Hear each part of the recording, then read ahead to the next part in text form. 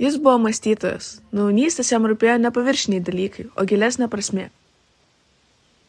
Jis nuolat kėlė klausimus, ieškojo atsakymų ir bandė suprasti, kaip veikia pasaulis ir žmogus jame. Studijų metu jis sutiko profesorių, kuris tapo jam labai svarbus. Tai buvo žmogus, kuris ne tik mokė, bet ir įkvėpė mąstyti dar giliau. Kartu jie dažnai ateidavo į šį parką. Čia vykdavo ilgi pokalbiai apie gyvenimą, pasirinkimus ir abejonės. Parkas tapo vieta, kur gimdavo mintis.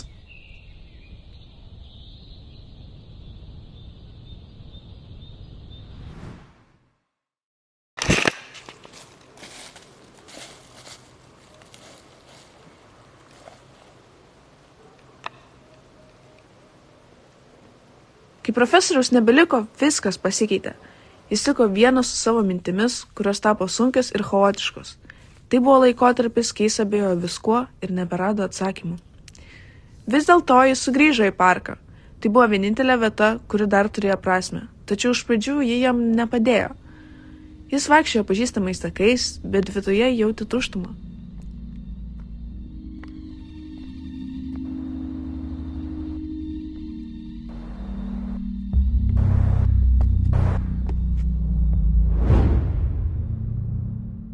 Vieną dieną jis sustojo paprastoje vietoje. Ten nebuvo nieko ypatingo, tačiau būtent čia jis pajuto tylą savyje. Jis atsisėdo ir leido savo tiesiog būti. Pamažu mintis nurimo. Jis pradėjo čia sugrįžti vis dažniau. Ši vieta tapo jo susitelkimo tašku. Čia jis vėl mokėsi mąstyti, bet jau savarankiškai.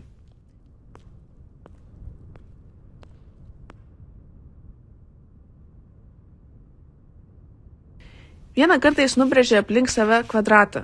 Tai buvo paprastas veiksmas, bet jis suteikė aiškią ribą tarp išorinio triukšmo ir vidinės ramybės. Kvadrato viduje jis rasdavo atsakymus, kurių ieškojo. Jis suprato, kad tikrasis kelias neieškoti išorėje, o mokytis girdėti save.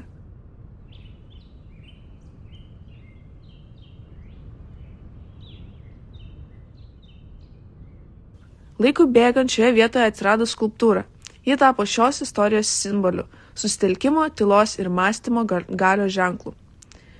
Dabar žmonės praeina pro šalį, kartais sustoja, tačiau tik jis žino, kad tai ne tik skulptūra. Tai vieta, kur mąstytojas išmoko rasti atsakymus savyje.